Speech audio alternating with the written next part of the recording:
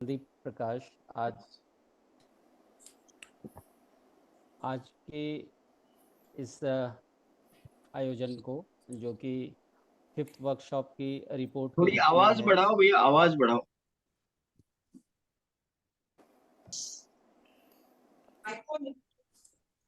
जी भैया, अभी ठीक है, थोड़ा सा ऊपर कर लेते हैं। नमस्ते, अभी कैसी आवाज़ है भैया? और बढ़ाइए।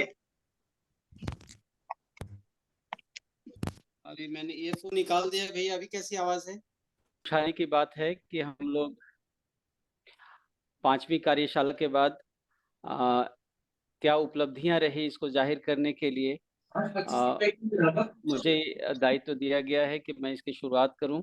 आप सभी का स्वागत है। पूज्य बाबा जी को नमन और स्मरण करते हुए इसकी शुरुआत करते हैं। अ, कुछ नए लोग भी इसमें जुड़े हो सकते हैं, तो उनके लिए मैं इस पूरे कार्यक्रम की पृष्ठभूमि रखना चाहूँगा कि आखिर ये मनोविज्ञान लेखक समूह और ये कंटेंट राइटिंग की पृष्ठभूमि कैसे बनी और यहाँ तक की यात्रा कैसे हुई, इसके पीछे की मानसिकता क्या है, इसके लक्ष्य के रूप में क्या देखा जा रहा है आदि। तो जैसा कि हम सभी जानते हैं, बाबा जी ने 3 योजनाओं को हम सबके बीच में रखा ही है। जीवन विद्या योजना, शिक्षा संस्कार योजना और ग्राम मूलक स्वराज्य व्यवस्था योजना। तो शिक्षा संस्कार योजना में इस पूरी दर्शन की बात को शिक्षा के माध्यम से बच्चों तक पहुंचने की बात है, जिसमें हमारे कुछ वरिष्ठ जो प्रबोधक हैं, अध्येता हैं, उन्होंने इस बात को ऐसे देखा कि उच्च शिक्षा में ये जाए, क्योंकि उच्च शिक्षा से सीधे बच्चे जीवन में उतरते हैं, किसी ऑफिस को, काम को ज्वाइन करते हैं और फिर वो पूरी ज़िंदगी उसमें निर्वाह करते हैं। जिस मानसिकता के साथ वो स्थिर होते हैं, उसी मानसिकता में अपने को नियोजित रखते हैं। ऐसे में जो मानसिकता हमें आज की शिक्षा से मिल रही है, वो उन्माद की अ, मानसिकता है, जिसमें लाभ उन्माद, काम उन्माद और भोग उन्माद ही शामिल है। ऐसे में ठीक उसी तरह से जैसे पाइप से अब पानी निकला और वो पानी अपना करतब दिखाएगा, ये मानसिकता शिक्षा के मुँह से निकल कर के समाज में जाती है। तो उच्च शिक्षा में इसकी ये वस्तु जैसे पहुँचेगी, तो उससे शायद जो है, जो बर्बादी तेज़ी से फैल रही है, उसमें कुछ काम करे। ऐसा मैं अपने से विश्लेषित करके आपके सामने रख रहा हूँ। तो जो वरिष्ठ प्रबोधकों ने इस बात को सोचा कि उच्च शिक्षा में जाए, तो इस वजह से इसकी अवधारणा इस पूरे कार्यक्रम की कि अ, उच्च शिक्षा में वाङ्मय की अ, चीज़ें कैसे जाएँ। दूसरा कि ये अ, मनोविज्ञान विषय में ही क्यों जाए? तो मानसिकता मनोविज्ञान से जुड़ी हुई बात है। हम भले उसे पढ़ें ना पढ़ें, लेकिन हम किसी न किसी मानसिकता में, किसी न किसी मनोविज्ञान से संचालित हैं ही। अब तक की जो 2 मुख्य धारा रही है, भौतिकवाद और आदर्शवाद, उसके मिले-जुले स्वरूप के रूप में हमारी मानसिकताएँ तैयार हैं। अब जब ये दर्शन की सूचनाएँ आई हैं, जिसमें मानवीय आचरण को मनोविज्ञान में स्थिर होने की बात है, तो हमारे पास बाबा जी के द्वारा प्रस्तुत मानव संचेतनावादी मनोविज्ञान है। और जो वर्तमान में मनोविज्ञान पढ़ाया जा रहा है, उसकी एक सीमा है, जहाँ पर वो चूक जाती हैं। उन प्रश्नों को तलाश कर उसके अ, विकल्प में मानव संचेतनावादी मनोविज्ञान की वस्तु मनोविज्ञान पढ़ने वाले छात्रों के बीच में पहुँचे। ये छात्र 2 उद्देश्य से पढ़ाई करते हैं मनोविज्ञान की। एक ये कि मैं खुद के मनोविज्ञान को समझ पाऊँ, सामने वाले के मनोविज्ञान को समझ पाऊँ और एज़ ए कैरियर काउंसलर बन पाऊँ, ताकि उससे मैं दूसरे की मनोवैज्ञानिक उलझनों से मुक्त होने में सहयोगी बन पाऊँ। तो इसीलिए, और चूँकि शिक्षा में जाना है, वो अपनी पढ़ाई के प्रति सीरियस भी रहते हैं, तभी वो पीजी लेवल में इस विषय को रखते हैं। तो ये सबसे माकूल स्थल ही है, जहाँ पर मानव संचेतनावादी मनोविज्ञान को आसानी से युवाओं और फिर उस तदंतर समाज में ले जाने का अ, एक स्थली के रूप में देखा गया। और हमारे वरिष्ठ प्रबोधकों ने पिछले वर्ष 2023 में जनवरी में इसकी पहली वर्कशॉप में इसकी पूरी कंसेप्ट को शेयर किया। तब से लेकर के ये 5 वर्कशॉप हो चुके हैं। दूसरा वर्कशॉप पिछले साल अप्रैल महीने में हुआ, जिसमें इसकी पूरी कोर्स स्ट्रक्चर को रखा गया और उस पर काम हुआ। 3 दिन की ये कार्यशाला थी। उसके बाद फिर सितंबर महीने में तीसरी कार्यशाला और दिसंबर महीने में चौथी कार्यशाला। ये 2 कार्यशालाओं में इसका विस्तार से हम लोग अभी अपने अध्येताओं के द्वारा इसमें क्या-क्या हुआ, क्या-क्या उसकी उपलब्धियाँ रही, वो सुनेंगे, जिसको हमारी आरती बेटा जी प्रस्तुत करेंगी। जिसमें कि हमने वेस्टर्न साइकोलॉजी और फिर इंडियन पर्सपेक्टिव से जो साइकोलॉजी है, उनको समझने का मौका मिला। इस क्रम में एक लेखक समूह का गठन हुआ, जो इन चीज़ों को पढ़कर और जो दर्शन से कुछ वर्षों से जुड़े हुए हैं और संचेतनावादी मनोविज्ञान को समझ पा रहे हैं, आचरणों को देख पा रहे हैं। उस आलोक में वेस्टर्न और ईस्टर्न पर्सपेक्टिव को समझते हुए वो अपनी बात जो है नए कंटेंट करिकुलम के रूप में रख पाएँगे। तो इस तरह से ये 5वीं कार्यशाला जो थी, वो अपने आप में एक अलग बात थी, क्योंकि अब तक 4 कार्यशालाओं में करिकुलम डिज़ाइन से लेकर के वेस्टर्न और ईस्टर्न पर्सपेक्टिव को हम लोगों ने देखा था।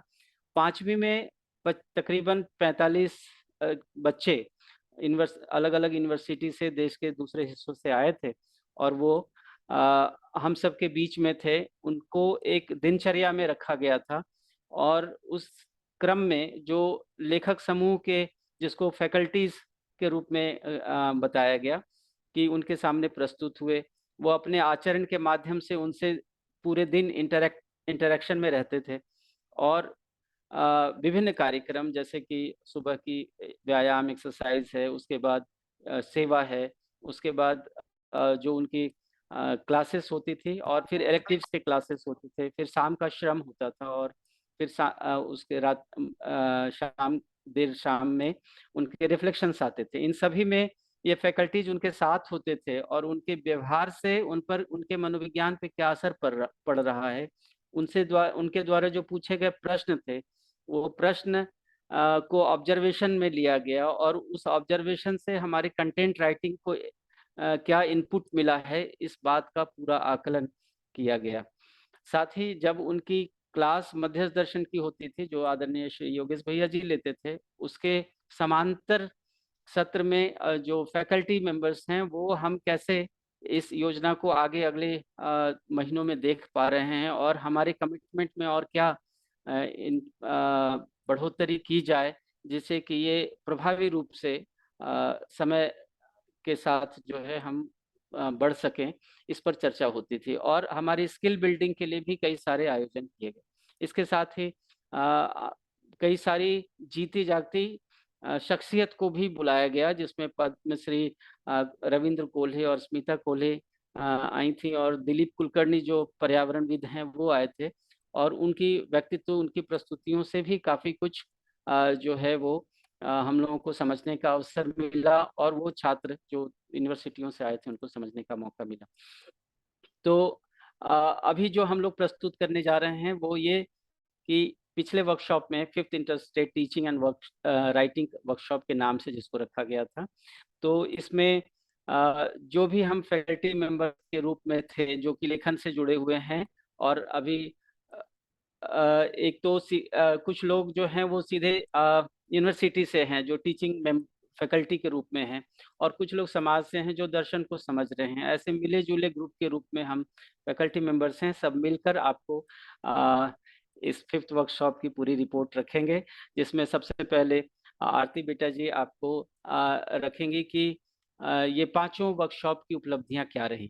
उससे पहले मैं बता दूँ कि ये जो दिनचर्या थी, वो दिनचर्या व्यायाम से शुरू होती थी और इस पूरे वर्कशॉप को मुख्य रूप से मानव संचेतनावादी मनोविज्ञान के आचरणों को, मुख्यतः भक्ति, तन्मयता, उसके बाद विद्या, प्रज्ञा, संयम और नियम, इन आचरणों को मैंने या फैकल्टी मेंबर्स ने कितना समझा और जिया और उसके साथ प्रस्तुत हुए बच्चों के बीच में, इस बात के अभ्यास के रूप में भी था।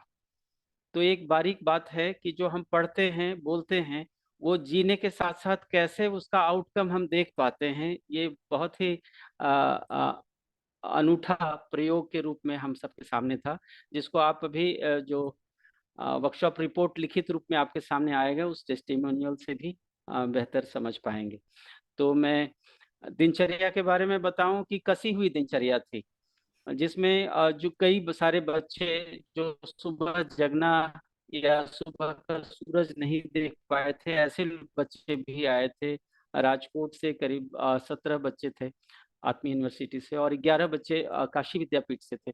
तो और भी महाराष्ट्र के दूसरे कॉलेजों से कुछ बच्चे थे। तो इस तरह से बच्चों की 5 बजे जगना और फिर 6 बजे तक मैदान में आ जाना। क्षमा करेंगे, किन्हीं का माइक यदि खुला है तो म्यूट कर दें।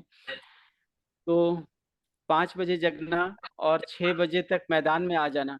उसके बाद 7:30 7:15 तक व्यायाम से आकर थोड़ी से ब्रेक के बाद फिर से कैंपस की सफाई, किचन की सफाई, परिसर की सफाई और इस तरह के टॉयलेट तक की क्लीनिंग हुई, जिसमें बच्चों ने जो है इसको शुरुआत में थोड़ी झिझक, और बाद में जब देखा कि सभी लोग इसमें जुटे हुए हैं, खासकर फैकल्टी मेंबर्स उनके साथ हैं, तो एक तरह से वो श्रम और सेवा मूल्य जो जीते हुए लोग थे, उसको देखकर उनके अंदर प्रेरणा आई। और ये जैसे जैसे दिन बीतते गए, ये 10 दिन लंबे वर्कशॉप बहुत छोटे से और बहुत ही उपलब्धिपूर्ण दिखाई देने लगे, इस केवल श्रम और सेवा के अभ्यास की वजह से। उसके बाद भोजनोपरांत 10 से 11 के भोजन सत्र के बाद अ, मध्यस्थ दर्शन की कक्षा 3 घंटे योगेश भैया जी ले रहे थे। और फिर उसके बाद इलेक्टिव्स के क्लासेस जो कि हम सब प्रिपेयर करके आए थे अलग अलग, जैसे कि चाइल्ड साइकोलॉजी में, इंटरपर्सनल रिलेशनशिप में, काउंसलिंग साइकोलॉजी आदि में उसकी क्लासेस होती थी। फिर एक कॉमन क्लास, और फिर शाम का श्रम, जिसमें खेत में जाकर हम लोगों ने एक अच्छी लंबी दूरी का रास्ता बनाया, और वहाँ पौधों में पानी और इस सूखती धरती में कैसे पानी का नियोजन, उनके पौधों के जिंदा रहने का काम हो। तो श्रम के माध्यम से एक श्रम के प्रति स्वीकृति की बात, और दूसरा वर्तमान परिस्थिति से जूझने के लिए तरकीब की बात, ये दोनों चीजें। और ये कितना महत्वपूर्ण है हमारे आने वाले समय के लिए, जब पर्यावरण पर इतना दबाव बढ़ रहा है, चैलेंज बढ़ रहा है।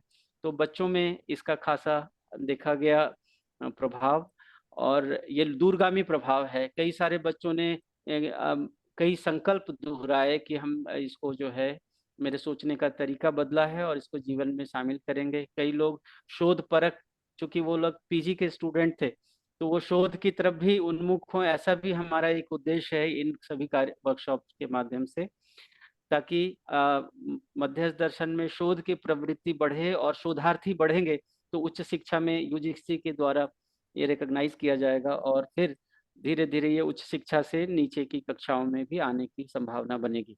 तो इस सद प्रयोजन से ये सारा कार्यक्रम चल रहा है, इसकी पृष्ठभूमि मैंने आप सबके सामने रखी। मैं पिछले वर्कशॉप्स की सारी बातों को लेकर आरती बेटा जी से कहूंगा कि वो आपके सामने उन उपलब्धियों को रखें और उसके विवरण को प्रस्तुत करें। तो आप आरती बेटा सभी जी। को नमस्ते। थैंक यू योगेश, संदीप चाचा, आपने एक लगभग सारे एस्पेक्ट्स को कवर करके आपने एक पृष्ठभूमि रखी। उसमें एक वर्कशॉप का स्ट्रक्चर, हमारी कैसे वर्कशॉप्स इवॉल्व हुए ओवर 1 ईयर, ये भी आपने रखा है, और हम लोगों की क्या क्या लर्निंग्स रही उसको भी आपने शॉर्ट में शेयर किया। मैं थोड़ा सा डिटेल में अभी की हमारी वर्कशॉप्स जो हैं वो क्रमिक तौर से कैसे आगे बढ़ी और हमने क्या क्या एक एक वर्कशॉप में कैसे इवॉल्व हुए उसके बारे में एक शॉर्ट प्रेजेंटेशन रखती हूँ, और जो हमारे इस वर्कशॉप का एक ओवरव्यू है वो भी आप सबके सामने रखती हूँ। जैसे जो हमारा प्रोग्राम है इसमें हमें रियलाइज हुआ, जिस तरह से संजीव चाचा ने भी रखा था, कि अभी मध्यस्थ दर्शन के पर्सपेक्टिव से और डीप स्टडी और रिसर्च की जरूरत है। हम सब यूथ और जो भी इससे जुड़े हुए हैं वो जो भी विकल्प को भी पढ़ें, और जो एग्जिस्टिंग जो भी फिलॉसफी है, साइकोलॉजी है, सोशियोलॉजी है, उसको इंटरडिसिप्लिनरी रूप में पढ़ पाए और उसकी रिसर्च की तरफ हम आगे बढ़े। शोध प्रवृत्ति हम लोगों में सब में बने, इसके लिए ये हमने प्रोग्राम एक तरह से शुरू किया।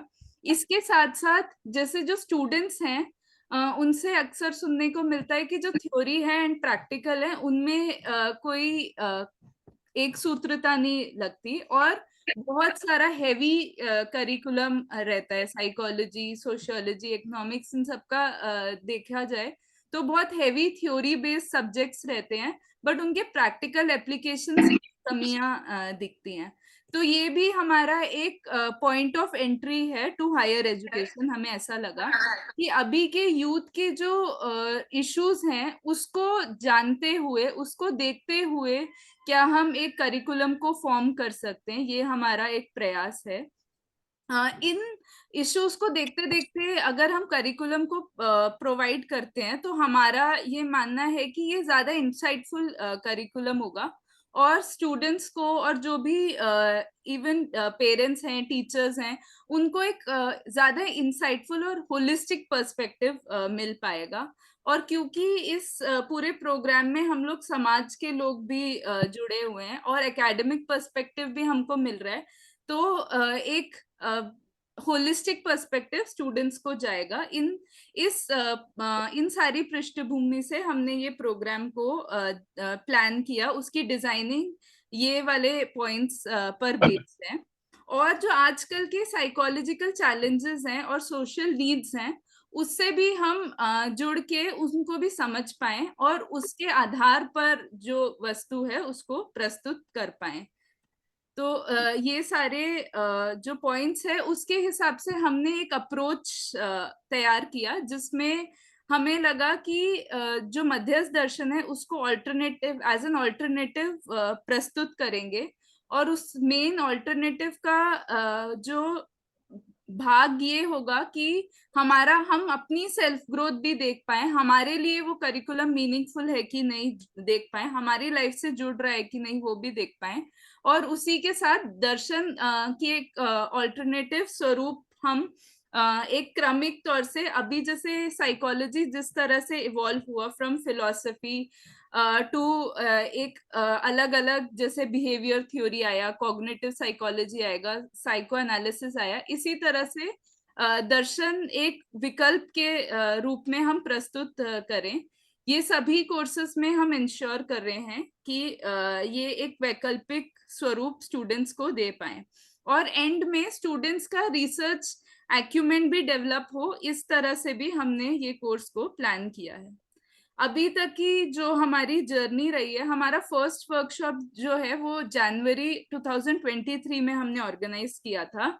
इसमें हमने जो बेसिक इस पूरा प्रोग्राम को क्यों करना है, इसका क्या विजन है और क्या इसकी जरूरत है कि नहीं, इस पर हमने काफी डिटेल डिस्कशन किया।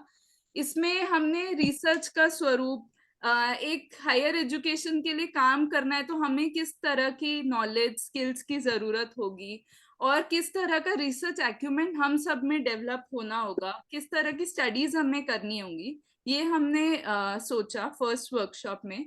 और फर्स्ट वर्कशॉप का आउटकम ये था कि इसके लेखक समूह हमने तैयार किया, एक शोध समूह बना। चलो, all the best, thank you. जिन लोगों ने हमें नहीं, शाम को आके ले सभी जाऊंगा ना अपने माइक अगर म्यूट करेंगे।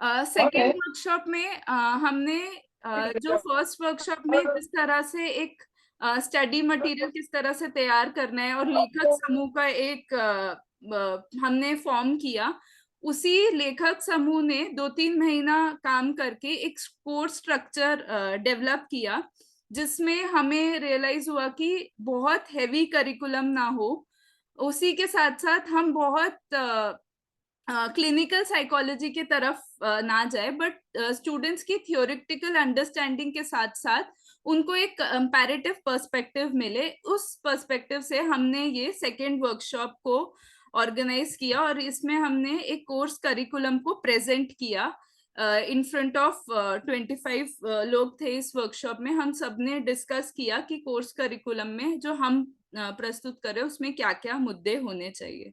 तो हमें रियलाइज हुआ कि किसी भी स्टूडेंट के लिए या किसी भी व्यक्ति को जीने के लिए जो एवरीडे लाइफ के इश्यूज हैं वो इस करिकुलम में आने चाहिए। तो उसी के हिसाब से हमने 8 electives को आइडेंटिफाई किया, जो हमें लगा कि एक तो जीने से जुड़े हुए हैं और उसमें हम विकल्प को भी अच्छे से प्रस्तुत कर पाएंगे।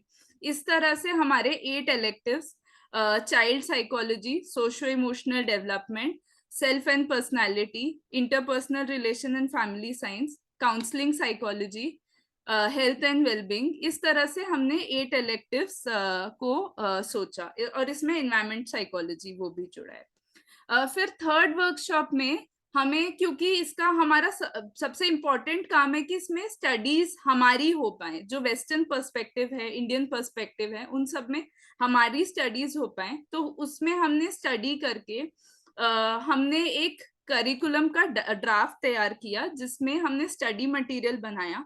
करीब 700 पेज की हमारे स्टडी मटेरियल तैयार हुई, जिसमें हमने सिर्फ अपनी बेसिक अंडरस्टैंडिंग को प्रस्तुत किया कि हर सब्जेक्ट में कौन से वो कोर इश्यूज हैं जिसको हमें कवर करना चाहिए। इसमें पूरी वेस्टर्न साइकोलॉजी की जो पृष्ठभूमि है, उसके जो अभी के क्वेश्चंस हैं, जो मेन क्वेश्चंस जो है जिसमें एक आंसर नहीं मिला है वेस्टर्न साइकोलॉजी को, ऐसे क्वेश्चंस को भी हमने आइडेंटिफाई करने की कोशिश करी। फिर फोर्थ वर्कशॉप जो है वो दिसंबर में 2023 में हुआ, जिसमें हमने पूरा एक प्रेजेंट किया इंडियन पर्सपेक्टिव को, और उसी के साथ कंटेंट राइटिंग एंड फील्ड में जाके अगर हम किसी जगह में जाते हैं तो किस तरह से हमें डेटा कलेक्ट करना है एजुकेशनल कंटेंट को तैयार करने के लिए, ये सब हमने समझा फोर्थ वर्कशॉप में। इस तरह से हमारा अभी तक क्रम रहा। तो अभी वेस्टर्न साइकोलॉजी और इंडियन पर्सपेक्टिव को एक लेवल तक हमने समझा, बट हमें ये अभी रियलाइज हो रहा है कि इंडियन पर्सपेक्टिव को समझने के लिए और इन डेप्थ स्टडी की जरूरत है, जो हमारी अभी तक हुई नहीं है। तो ये सारे उपलब्धियां और क्या क्या अपने गैप्स है उसको समझते हुए हम आगे बढ़े। और अभी जो अपना पूरा कोर्स स्ट्रक्चर है वो इस रूप में है, जो आप स्क्रीन पे देख रहे हैं। इसमें कोर कोर्सेज हैं, फिर मध्यस्थ दर्शन के ऊपर बेस्ड कुछ कोर कोर्सेज हैं, और कुछ इलेक्टिव कोर्सेज हैं, जिसमें मे बी जब स्टूडेंट ये कोर्स पढ़ेगा तो वो ले सकते हैं एज एन ऑप्शनल सब्जेक्ट। तो कोर में ये हमें समझ आया कि स्टूडेंट्स की वेस्टर्न साइकोलॉजी को लेके भी अच्छी नॉलेज होनी चाहिए, क्योंकि उनको अगर फर्दर रिसर्च में जाना है, फर्दर काउंसलिंग टेक्निक्स वगैरह सीखनी है, तो इसके जो प्रॉब्लम स्टेटमेंट्स इसमें निकले हैं, जो स्किल्स हैं, वो वाला भाग इसमें अच्छा है। ये सोच के हमने कोर में ऐसे 5 सब्जेक्ट्स को रखा। फिर जो मध्यस्थ दर्शन के ऊपर कोर्सेज हैं वो 2 रखे, जिसमें एक थियोरेटिकल अंडरस्टैंडिंग के लिए और एक प्रैक्टिकल स्वरूप है मानव संचेतनावादी मनोविज्ञान का। इन सभी में अभी कंटेंट हम तैयार कर रहे हैं, वर्क इन प्रोग्रेस है, अभी थोड़ा थोड़ा काम हुआ है। इसी तरह से इलेक्टिव में वेस्टर्न इंडियन एंड मध्यस्थ दर्शन के पर्सपेक्टिव तीनों को रखने का हमने प्रयास किया। ये इस क्रम से अभी तक हम गए, और अब 5th जो इंटरस्टेट वर्कशॉप है वो हमारा 1 to 10 अप्रैल को हुआ। इससे पहले हमने कभी वर्कशॉप में स्टूडेंट्स को नहीं इनवाइट किया था, क्योंकि हम अपनी थ्योरेटिकल अंडरस्टैंडिंग को बिल्ड कर ही रहे थे। इस वर्कशॉप में हमें लगा कि अब हम कुछ प्रस्तुत करने के लिए तैयार हैं। थोड़ा सा वेस्टर्न साइकोलॉजी का भी एक बेस बना है हम में, इंडियन साइकोलॉजी की थोड़ी पढ़ाई, थोड़ा एक बेस हम तैयार कर पाए हैं, और इसी के साथ साथ मानव संचेतनावादी मनोविज्ञान पे भी एक एकेडमिक कोर्स कैसे हो सकता है, जिसमें डायलॉग्स हों, जिसमें स्टूडेंट्स इंटरैक्ट करें, वैसा कैसे कोर्स हो सकता है, उसको भी हमने थोड़ा सोच के ये वाले वर्कशॉप में प्रस्तुत किया।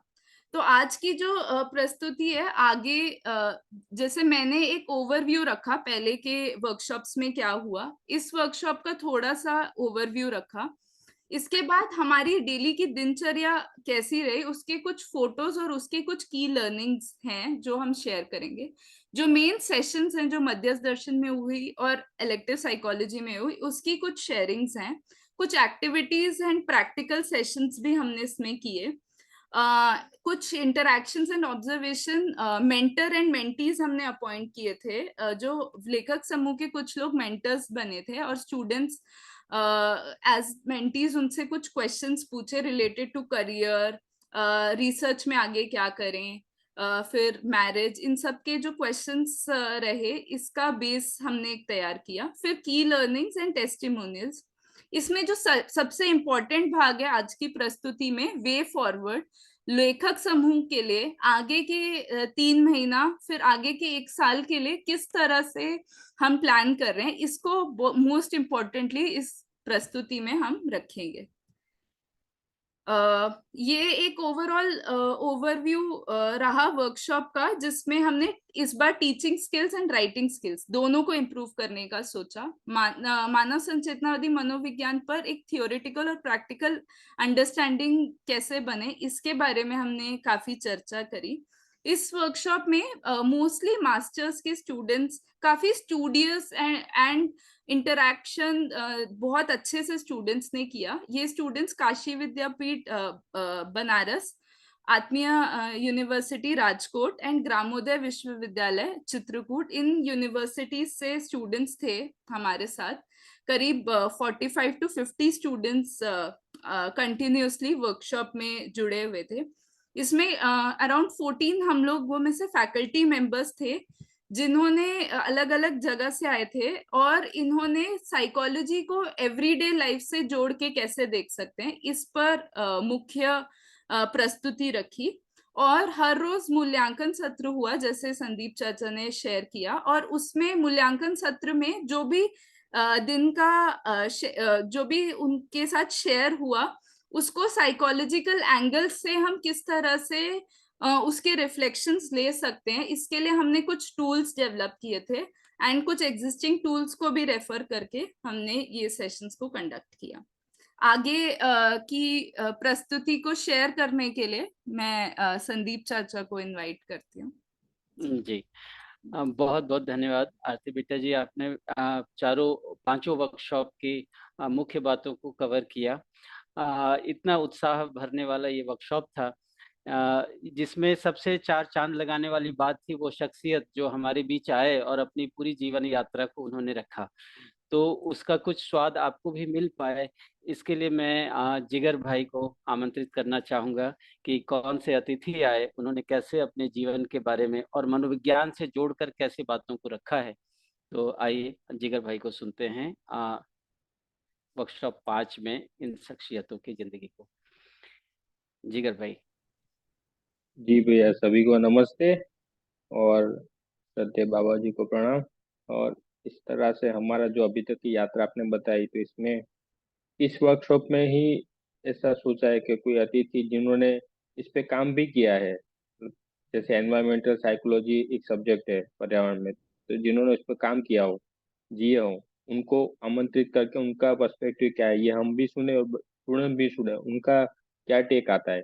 तो ये आशय से जो आमंत्रित किए गए थे, तो पहले दिन ही जो डॉक्टर स्मिता और रविंद्र कोले आए थे, उनका पर्सपेक्टिव जो सुना हमने, तो ये जो इंटरपर्सनल रिलेशनशिप हमारा एक कोर सब्जेक्ट हमने जो माना है, उसमें एक संबंध आता है पति पत्नी। तो जिस तरह से उनका सामाजिक दायित्व को उन्होंने लाइव स्केच में शेयर किया, दूसरा उन्होंने शेयर किया कि कैसे वो पति पत्नी उनकी शेयरिंग में एक बात आई, वो हुआ उनका विवाह, और कैसे लाइफ पर्यंत वो एक साथ रहे ये पूरे प्रकल्प में। तो ये सुनना और इसका जो इम्पैक्ट है वो बच्चों पे क्या है, तो हमने पूरे 10 दिन में ये ऑब्जर्व किया कि जो बच्चों के सवाल थे जो ऊपर के आए, उसमें से 2 मेजर इश्यू जो साइकोलॉजिकल इश्यू है, एक तो था ओवर थिंकिंग और दूसरा था मैरिज।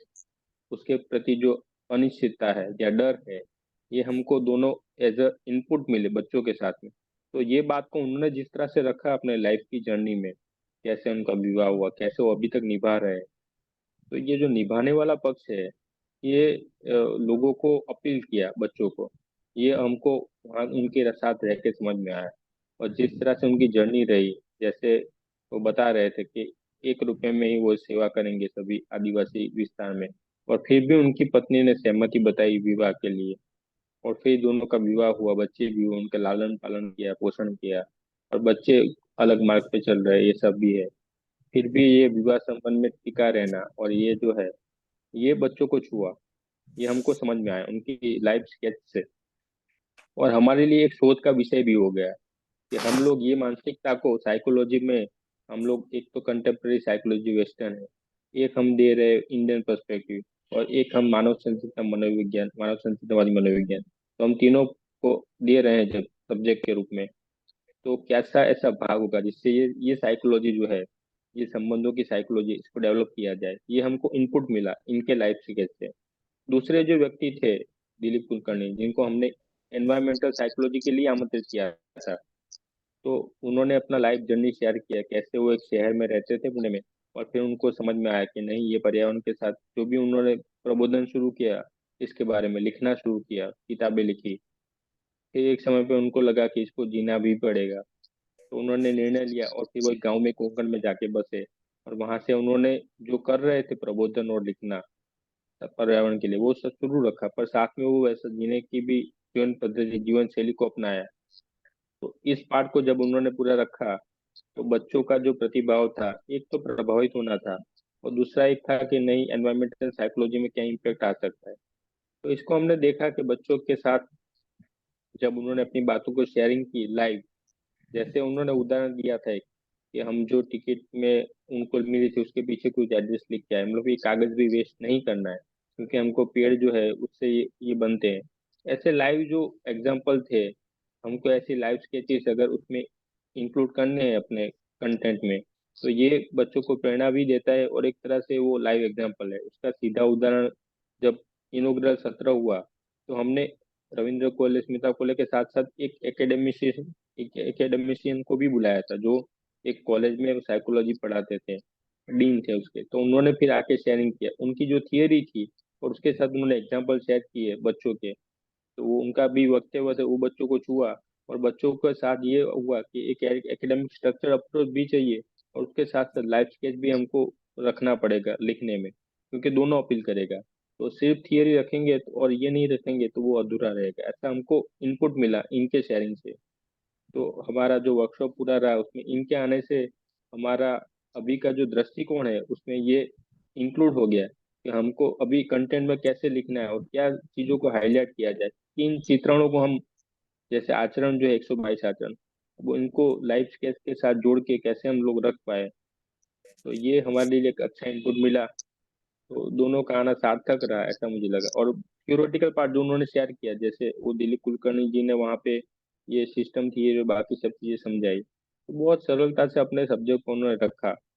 तो ये पार्ट, और आखिर में अगर हमको इंडियन पर्सपेक्टिव को ले जाना है सही, मतलब एकेडमिक्स में, तो उसमें अप्रोच कैसा रहना चाहिए, उसमें उन्होंने अच्छे इनपुट दिए, जो कि हमको कैसे चैतन्य को, कॉन्शियसनेस को हम कैसे एड्रेस करें, मतलब ये सिलेबस में, और कैसे हम एनवायरमेंटल साइकोलॉजी को हम बाय एजुकेशन दे पाए। उसके जो इनपुट थे उनके, वो सार्थक रहे, ऐसा मुझे लगता है। हमको ये आगे कोर्स कंटेंट डिजाइन में एक एक अच्छा इनपुट मिल सकता है, उनसे आगे भी हम लोग समझ सकते हैं, ऐसा मुझे लगा। तो ये दोनों की लाइफ स्केच है। ठीक है भाई। धन्यवाद जिगर भाई। और वो बात जो आदरणीय स्मिता कोहली जी ने रखी कि हमारा शादी का एग्रीमेंट आज तक चल रहा है, मैंने शादी एग्रीमेंट पर किया है। तो ऐसे छोटे छोटे और विनोदी स्वभाव से उन्होंने जो छाप छोड़ी हम सभी पर, बच्चों के साथ साथ, वो लंबे समय तक हमारे साथ स्थिर रहेंगे कि किस निष्ठा से उन्होंने वैवाहिक जीवन में उन सारे चैलेंजेस को लिया और उसे निभाया। वो बार बार कहती रही कि मुझे मनोविज्ञान पता नहीं है, लेकिन जो मनोवैज्ञानिक इनपुट उन्होंने दे दिया वो हम सभी के लिए शोध का विषय और अनुकरणीय विषय है। तो बहुत बहुत धन्यवाद जिगर भाई। अब मैं जय भैया से कहूँगा कि बच्चों में कौन से वे बिंदु थे जो उनको लर्निंग मिले, और क्या उन्होंने ऑब्जर्व किया की लर्निंग के रूप में, उसको अपना संक्षिप्त और सूत्रित रूप में हम सबके बीच में रखें। तो जय भाई, आपका स्वागत है आत्मीय राजकोट से। जी नमस्ते सभी को। आवाज नमस्ते। ठीक से आ रही है भैया? जी हाँ ठीक है। बढ़िया। आप- सो सभी का फिर से एक बार स्वागत है। और मुझे जो जिम्मेदारी दी गई है कि मुझे वर्कशॉप का लर्निंग आप सबके साथ शेयर करना है। तो लर्निंग में दो हिस्सों में मुझे लगता है कि मैं शेयर करना चाहूँगा। एक है जो स्टूडेंट के पर्सपेक्टिव से जो लर्निंग रहा वो, और दूसरा जो फैकल्टी के पर्सपेक्टिव से जो लर्निंग रहा वो। दोनों को मैं बारी बारी से आपके सामने बहुत संक्षिप्त में रखना चाहूँगा। तो जैसे एक स्टूडेंट के साथ देखें तो वहाँ पे दो कैटेगरी के स्टूडेंट एक साथ आए आए थे। जैसे एक जो वैसे बच्चे थे जो थोड़ा मेट्रो सिटी टाइप, जैसे राजकोट से बिलोंग करते थे मोस्टली, है ना, जिनका एक अलग लाइफस्टाइल है, जिनका एक अलग रहना करना सब कुछ अलग है। और दूसरे जो थे जो काशी विश्वविद्यापीठ से आए थे, जिनका एक अलग था, और उनका एरिया ऑफ वर्क भी MSW था, यानी उन्होंने काफी सारी चीजें ऑलरेडी कुछ की हुई थी या देखी हुई थी या ऑब्जर्व किया हुआ था या प्रैक्टिस की हुई थी, ऐसे बच्चे थे। तो दोनों का एक प्रकार से कहे तो कॉम्बिनेशन था इस वर्कशॉप में। तो जैसे एक जो है, जैसे राजकोट से जो बच्चे आए थे उनको पहले 1 2 3 दिन तो सेट होने में लगे कि ये क्या हो रहा है, लाइक जैसे, है ना। क्योंकि सुबह 5:30 बजे से उठ के रात को 10 बजे तक एक शेड्यूल में रहना, ऐसी कभी उनकी हैबिट ही नहीं है, ऐसा कभी इन्होंने किया ही नहीं, है ना। तो पहले 2 3 दिन तो उनको सेट होने में लगे। और उसी तरह से मैं देख पाया कि काशी विश्वविद्यालय के बच्चे थोड़ा और जल्दी से एडॉप्ट कर लिए थे सिस्टम को, कंपेयर टू हमारे राजकोट के बच्चों के हिसाब से। क्योंकि यहाँ पे वो लोग ने ऑलरेडी MSW के तहत कुछ ना कुछ विजिलेंस में जाके ऐसे कुछ रहे हैं, प्रैक्टिस की है, तो उनके लिए शायद वो सहज भी था और इजी भी था। लेकिन तीसरे चौथे दिन से मैंने ऑब्जर्व किया कि ऑलमोस्ट बच्चे सभी में एक दूसरे के साथ घुल मिल गए थे, है ना। सब लोग ये पूरे प्रोसेस को, ये पूरे दिनचर्या को अच्छे से एंजॉय कर पा रहे थे, उसमें कुछ लर्निंग ले रहे थे और उसके हिसाब से चल भी रहे थे। ऐसा उनका भी फीडबैक था, जैसे हर रोज रात को हम जैसे फीडबैक लेते थे रिफ्लेक्शन के रूप में, तो उनमें से भी ये रिफ्लेक्शन आया। दूसरा एक चीज जो मेरा ध्यान में गया कि बच्चों को जैसे हमने सेवा, श्रम और ज्ञान के 3 धरातल पे हमने उसको डिवाइड किया था पूरे दिन के रूटीन को। उसमें से उन लोगों ने काफी सारे, मुझे लगता है कि इंसाइट लिए भी है। जैसे एक बड़ा इंसाइट है, जैसे मध्यस्थ दर्शन को सुन के ये कोई काम की वस्तु है, ऐसा उनमें एक बड़े लेवल पे एक भाव तो गया है, ऐसा देखने में आ रहा है। तो जैसे वहां से आके यहाँ पे भी बच्चे इस वातावरण से अभी कनेक्टेड तो है ना। उनमें एक स्वीकृति भी दिखाई दे रही है कि ये कोई समझने लायक चीज है या करने लायक वस्तु है।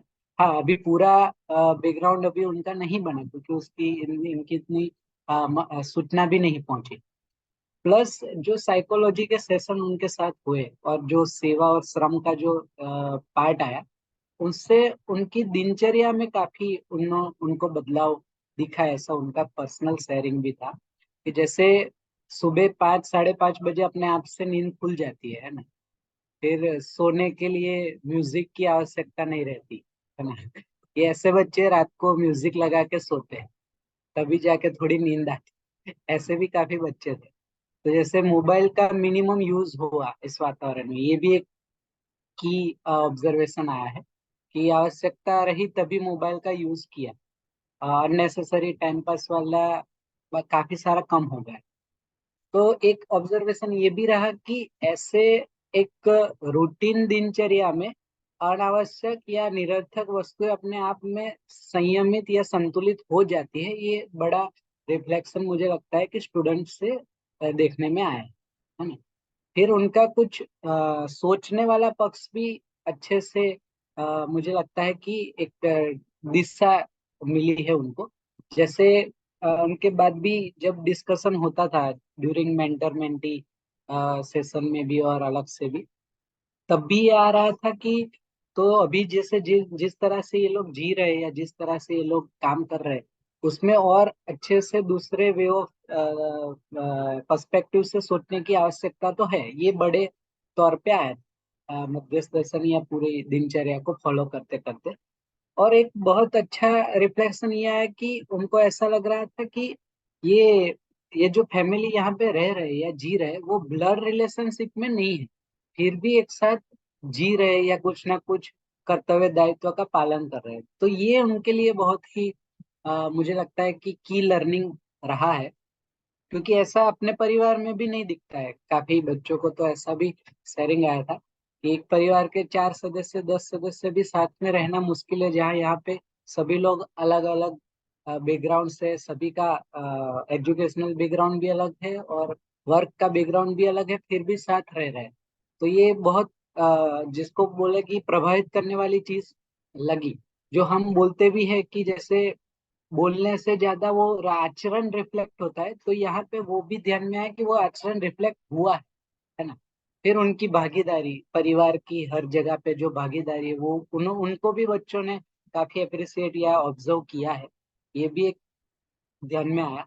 तो जो हम परिचय शिविर या अध्ययन शिविर में जो अभी तक शब्द के रूप में था या अभी तक जो बातचीत के रूप में था कि आचरण प्रमाण या जीता हुआ व्यक्ति या समूह प्रमाण के रूप में आता है, जब प्रमाण होता है तब बोलने की इतनी आवश्यकता नहीं होती, वो भाव या वो बात पहुंच जाती है।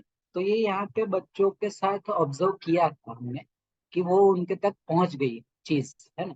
फिर उनका मन लगा के सेवा और श्रम में भी जुड़ना और अच्छे से वो सब चीजों को मेंटेन करना, संभालना, है ना, एक दूसरे की केयर करना, एक दूसरे को संभाल लेते थे बच्चे। ये भी देखा, पीयर लर्निंग भी रहा पूरे वर्कशॉप में बच्चों का, साथ में गाइडेंस तो था ही फैकल्टी का।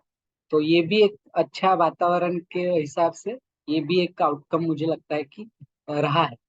तो और एक मेजर आउटकम एक मुझे ये लगता है कि कहीं ना कहीं ऐसे वातावरण मिलने से या ऐसी वातावरण निर्मित करने से कहीं ना कहीं प्रवृत्तियों पे ध्यान तो चला जाता है बच्चों या अपने लक्ष्य पे ध्यान तो चला गया है एक बार।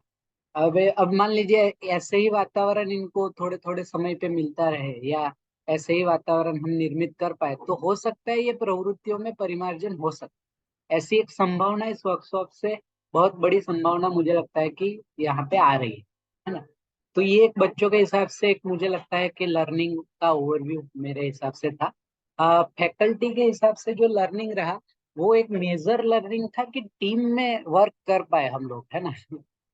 एक पूरी टीम के हिसाब से फैकल्टी सभी सेशन में एक दूसरे को सुन पाए, है ना, सुन के एक दूसरे को मत को या एक दूसरे के व्यूज को एंटरटेन भी कर पाए। और उसके हिसाब से एक बड़ा structure at the end of workshop, एक स्ट्रक्चर भी निकल के आया, स्ट्रक्चर के साथ टास्क भी निकल के आए। तो मुझे लगता है कि फैकल्टी के वर्कशॉप में भी काफी अच्छा लर्निंग हुआ सभी का।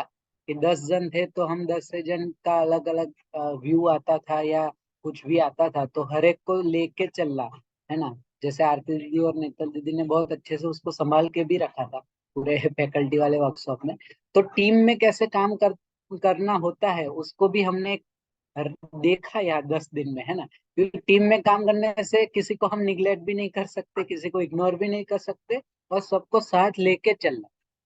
तो जैसे ऑब्वियसली मैं ऐसा देख भी पा रहा हूँ कि जैसे नेतल दीदी और आरती दीदी का बिफोर वर्कशॉप कुछ हुआ होगा कि ऐसे प्लानिंग करेंगे, ऐसे चलेंगे, ऐसा करेंगे, और ड्यूरिंग वर्कशॉप वो हर रोज चेंज होता था, है ना।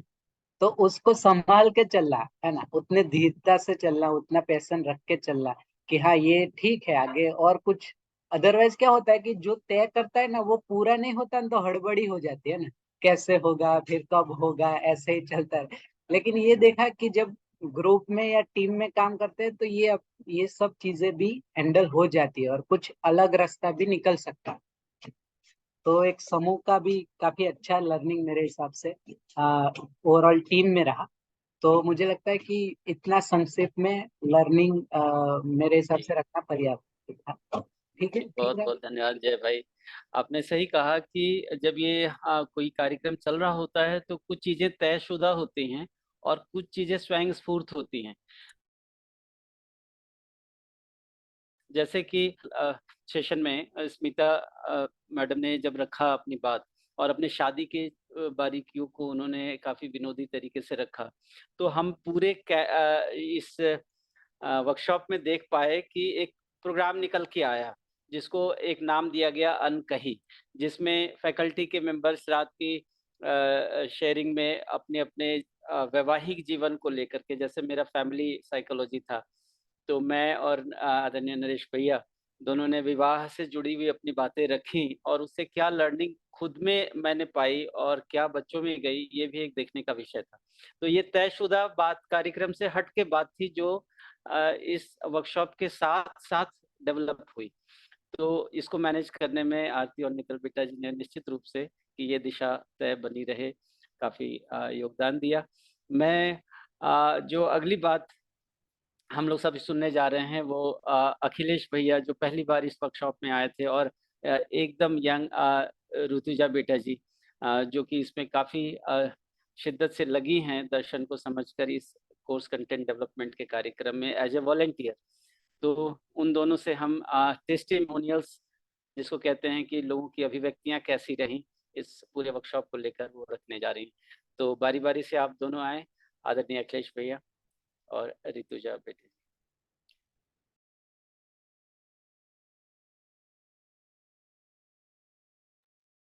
जी नमस्कार। मुझे लगता है पहले ऋतुजा बेटा शेयर करें। अभी जुड़ नहीं पाई हैं तो आप अच्छा, ही। जुड़ नहीं पाए हैं, ठीक है। तो मैं अभी तक जितना मैंने सुना आप सबको और ओवरव्यू से लेकर अब तक जो भी बातें कही गई, अब मुझे ऐसा फील हो रहा था कि सारा का सारा टेस्टिमोनियल का ही पार्ट है और उससे अलग कुछ है नहीं। और मैं भी टेस्टिमोनियल में वही सब कहने वाला हूँ जो सब कह चुके हैं, कुछ नया नहीं दिख रहा है। एज अ लेखक समूह के कंट्रीब्यूटर आप अपने आप को किस तरह से देखते हैं, उसको आप रख सकते हैं एक प्रस्ताव के रूप में।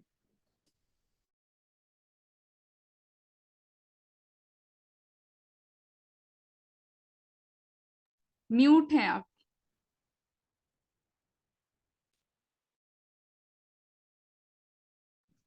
जी भैया आपकी आवाज हाँ अभी आई। हाँ, थैंक यू। वो गलती से म्यूट कर दिया था, हो सकता है एक्साइटमेंट में हो गया हो। तो ये जर्नी हमारी 30 मार्च को हम मतलब घर से हम निकले और ट्रेन पकड़े। उससे पहले ये बताना उचित होगा कि इस कार्य का हिस्सा हम कैसे बने। तो थोड़ा पीछे चलते हैं। मुझे एक मित्र के आमंत्रण पर हापुड़ जाना पड़ा 2019 जून में, और वहां जाकर पता चला कि यहाँ जीवन विद्या परिचय शिविर का आयोजन है। और उस परिचय को सुनकर पहली बार ऐसा लगा कि जैसा मैं समाज में देखना चाहता हूँ उसका रास्ता यहीं से होकर जाएगा, यही महत्वपूर्ण चीज है। और वहां से ये लगा कि इसको समझना बहुत जरूरी है। वहां से शिविर सुनने और अध्ययन गोष्ठी में शामिल होने का कार्यक्रम शुरू हुआ। इसी क्रम में देवघर परिवार के साथ ऑनलाइन गूगल मीट पर मेरा जुड़ना हुआ और धीरे धीरे घनिष्ठता बढ़ी। यहाँ संदीप प्रकाश भैया से चर्चा होने लगी और उनके साथ संबंध में होने का एहसास होने लगा, और उधर से भी ऐसा ही संबंध दिखाई देने लगा। इसका प्रमाण यही है कि लगभग 1 वर्ष पूर्व संदीप भैया ने इस कार्यशाला और उसके उद्देश्य से परिचय कराते समय पूरे अधिकार के साथ बताया कि उन्होंने बिना मेरी सहमति के लिए इस कार्य के लिए मेरा नाम प्रस्तावित कर दिया है। और फिर जनवरी 2024 में उन्होंने 5वीं कार्यशाला की सूचना दी और रेलवे रिजर्वेशन के लिए स्नेहपूर्वक निर्देशित किया। पहले तो मेरी इच्छा बनी कि हम एक साथ एक ही ट्रेन में यात्रा करेंगे, परंतु ऐसा सहयोग संभव नहीं हुआ। परिस्थितिवश हमने अलग अलग ट्रेनों में एक साथ यात्रा करने का फैसला किया। हमारी ट्रेन का भुसावल पहुंचने का समय मध्य रात्रि का था और मैं पूरी सतर्कता बरतने की कोशिश कर रहा था कि भुसावल पहुंचने तक जगे रहें और ससमय ट्रेन से उतर जाए।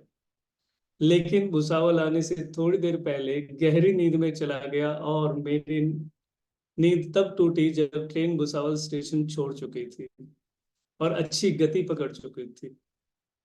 नींद खुलते ही अपनी और ट्रेन की स्थिति को देखा और अगले स्टेशन की जानकारी इंटरनेट के माध्यम से मिली कि अब हम जलगांव पहुंचेंगे और फिर वहां वापसी के लिए एक के बाद एक बहुत सी गाड़ियां उपलब्ध हैं।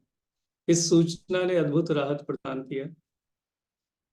मैंने उसी समय संदीप भैया को कॉल करके सूचना दी तो भैया ने बड़े मजाकिया अंदाज में जवाब दिया, टाइम पास का अच्छा जुगाड़ खोजा है आपने।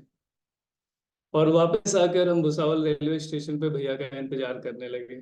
थोड़ी सी प्रतीक्षा के उपरांत हमें भैया के तो दर्शन हुए, साथ में पवन और आशीष भैया के भी दर्शन हुए। और मुझे बहुत ज्यादा पता नहीं था कि कहाँ जाना है और कैसे जाना है, और इस पर मैंने बहुत ज्यादा चर्चा भी नहीं की थी भैया से। तो यहाँ से हम सब परिवार संदीप भैया के हवाले हो गए।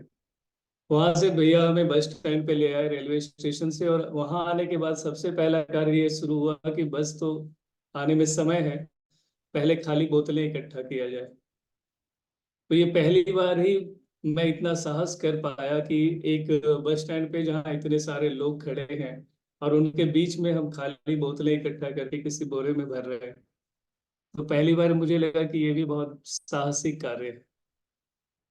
यहाँ से फिर प्रतीक्षा करने के बाद भैया को ही पता था कि कौन सी बस जाती है, और बार बार फिर सारी बसों से पूछ पूछ कर उन्होंने हम सबको निर्देशित किया। सारे हम बस में बैठे, और बस में बैठने के बाद वहाँ बस के अंदर ही हमें काशी विद्यापीठ के स्टूडेंट से मुलाकात हुई। बस के अंदर शुरू में हमने अनुमान लगाया कि शायद ये स्टूडेंट्स वहीं जा रहे हैं, फिर आपस में बातचीत की और पूछा तो कंफर्म हो गया कि वहीं जा रहे हैं।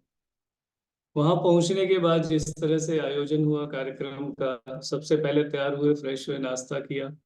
इसके बाद सबसे पहला जो कार्यक्रम था इस पूरे वर्कशॉप का, एक तरह से उद्घाटन समारोह का, जिसमें बहुत सारे गणमान्य अतिथि में मुख्य अतिथि के रूप में श्री रविंद्र कोले जी और स्मिता कोले जी और उनके साथ एक स्कूल प्रिंसिपल उपस्थित थे। इस उद्घाटन समारोह की शुरुआत नेतल बहन ने सबसे पहले इस वर्कशॉप के उद्देश्य पर चर्चा करते हुए शुरू किया। उसके बाद आरती बहन ने सारे मुख्य अतिथियों का स्वागत किया। इसके बाद एक मुख्य अतिथियों ने अपने बारे में अपना परिचय दिया और मनोविज्ञान के महत्व को विस्तार से और कई उदाहरणों के साथ वहां व्याख्या की। तो मनोविज्ञान के बारे में जो हमारी सोच पहले से थी वो काफी पुष्ट हुई यहाँ पहुंचने के बाद। इसके बाद रविंद्र कोहली जी और उनकी पत्नी का अपना जीवन परिचय, जीवन यात्रा का जो वर्णन है, उससे भी बहुत सारी चीजों पर ध्यान गया। पति पत्नी के संबंध से लेकर समाज के साथ कनेक्ट होने का और समाज के लिए अपने जीवन को किस तरह से समर्पित किया जा सकता है, इसका भी एक बहुत बड़ा उदाहरण वहां दिखाई दिया। और बहुत सारी चीजों पर ध्यान जाता है, जैसे बहुत सारी चीजों को लेकर हम बहुत ज्यादा चिपके हुए होते हैं। ड्रेसिंग सेंस, कपड़े कहाँ जा रहे हैं तो कैसे पहने और कैसे दिखाई दें। अच्छा, तो थोड़ा कुछ शॉर्ट लोग, में रखें। हाँ हाँ बस टेस्ट, मैंने कहा ना टेस्ट मोनियल तो सबका हो ही हाँ लगभग हो गया है वर्कशॉप का, इसलिए मैंने थोड़ा सा पहले का इंट्रोडक्शन दे दिया है। और वर्कशॉप से मुझे क्या सीखने को मिला, इस पर मैंने जो देखा, पहला मौका था मेरे लिए ये कि किसी राइटिंग वर्कशॉप का, कंटेंट राइटिंग वर्कशॉप का हिस्सा बनना। तो राइटिंग्स की जो बारीकियां होती हैं, जो डेप्थ होती है और जो उसके स्टेप्स होते हैं, उसके बारे में जानने का मौका मिला। और इस वर्कशॉप के माध्यम से मैं ऐसी पर्सनालिटी से मिल पाया जिसमें बहुत सारे नाम हैं, मैं किस किस का नाम लूं, जिनसे मैं शायद कभी नहीं मिल पाता, या कोई ऐसा कार्यक्रम नहीं दिखाई दे रहा कि अगर यहाँ नहीं जाता तो फिर कैसे इनको देख पाता, इनसे मिलता और इनका हिस्सा बन पाता। तो इस रूप में मैं देखता हूँ कि बहुत सारी नई नई चीजें सीखने का अवसर मिला। बहुत सारे नए शब्द, बहुत सारे नई टेक्निक्स और कुछ कॉन्सेप्ट ऐसे थे, कुछ अलग भी इसमें जानने को मिला, जो अभी दर्शन में जहां तक हमारी पहुंच नहीं थी, जहां सिर्फ हल्का फुल्का सुना हुआ था या छोटा सा एक आइडिया था या अपना परसेप्शन मैंने कुछ बना रखा था, उसके बारे में काफी क्लैरिटी हुई। खास करके जब रेजिडेंशियल एरिया में रात को लगभग 9-10 बजे के आसपास हमारे नरेश भैया की क्लास चली और उसमें जिगर भैया ने भी क्लास चलाई 2 दिन। तो ये जो ब्रेन और जो शरीर का कनेक्शन के बारे में जो क्लास चली, ये बहुत मतलब दर्शन को और गहराई से समझने में काफी सहयोगी सिद्ध हुई है। और ऐसे ही बहुत सारी चीजें सीखने का अवसर मिला। जितना जितना हम सोचते हैं, जितना देखते हैं, जितना सुनते हैं, इसमें से सारी बातों को एक साथ रख पाना कई बार ये संभव नहीं हो जी पाता। भैया। तो मैं भी सारी बातों को एक साथ रख पाऊंगा ऐसा मुझे भी नहीं लग रहा है। तो मैं अपनी वाणी को यहाँ विराम देना चाहूंगा। बहुत बहुत धन्यवाद धन्यवाद भैया। बोलने का, इतना कहने का धन्य मौका दिया। धन्यवाद, अ, नमस्कार। धन्यवाद भैया। यात्रा वृतांत सा एहसास और काफी अच्छे तरीके से आपने रखा। ये समूचा कार्यक्रम हम सभी जुड़े हैं, तो इसमें हमारा क्या इंटरेस्ट है।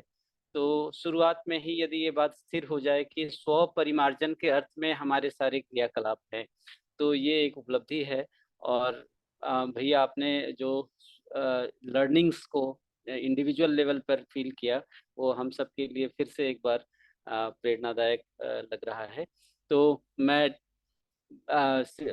अगले क्रम में जो है, मैं आरती बेटा जी को पुनः बुलाऊंगा कि वो ये जो समानांतर सत्र चले हम फैकल्टी मेंबर्स के, उसमें उसके कुछ बिंदुओं को तो पहले कवर कर लिया गया जय भाई के द्वारा की लर्निंग के रूप में, लेकिन आरती बेटा जी इसको और बढ़िया से बताएं कि हम आगे की योजनाओं को कैसे देखते हैं एज ए टीम, और ये कंटेंट राइटिंग किस तरह से गति पकड़ेगी, इसकी क्या संभावनाएं हैं।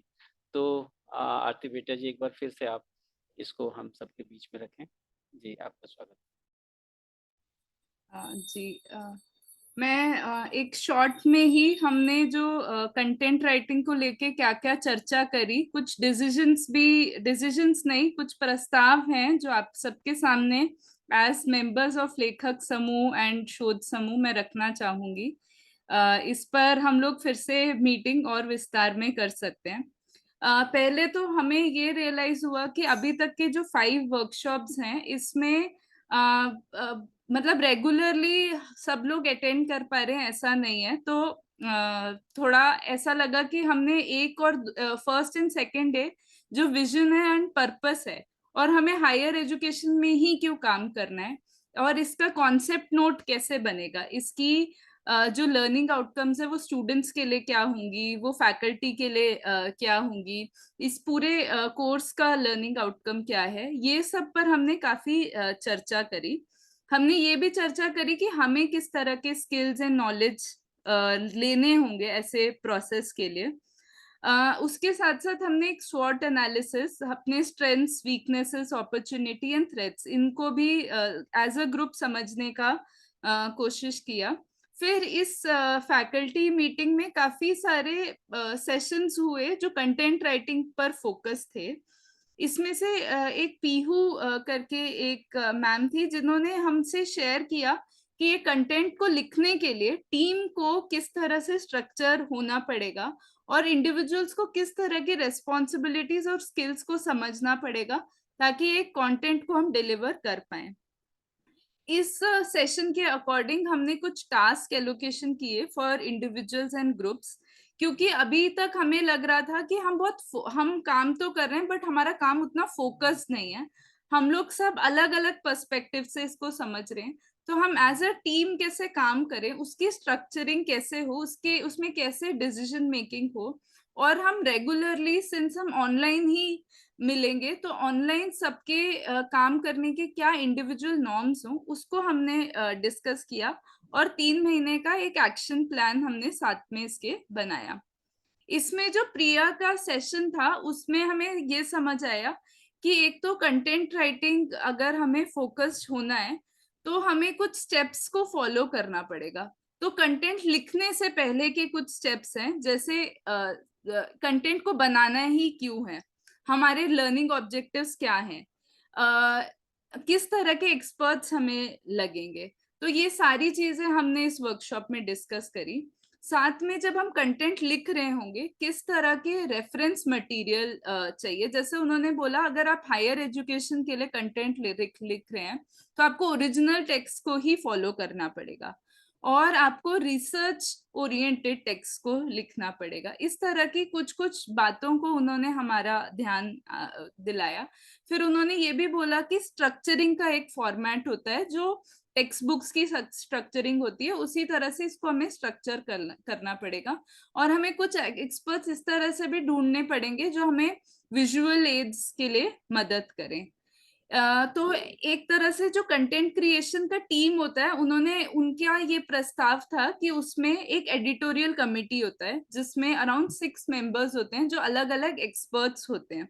तो इसकी भी हमने बात करी कि हमारे ग्रुप का एक्सपर्ट या एडिटोरियल कमेटी किस तरह से होगा, उनके क्या रोल्स, उनके क्या रिस्पॉन्सिबिलिटी होने चाहिए, वो किस बैकग्राउंड से होने चाहिए और उनकी, जैसे हमें ये समझ आया जिस भी कंटेंट को लिखा जाता है उसमें लैंग्वेज का, जेंडर न्यूट्रलिटी का पर्सपेक्टिव, फिर लैंग्वेज का पर्सपेक्टिव, लैंग्वेज की अच्छी समझ और ग्रामर की अच्छी समझ, ये सारी चीजें जरूरी है। तो एडिटोरियल कमेटी के जो मेंबर्स हैं उनका इन ये एक्सपर्ट्स में हमें मेंबर्स चाहिए। इसी के साथ साथ इन मेंबर्स में दर्शन की, क्योंकि हम बेस पर कंटेंट बना रहे हैं, उनके भी अच्छे एक्सपर्ट्स की जरूरत होगी। तो इसमें हमने ये आइडेंटिफाई किया।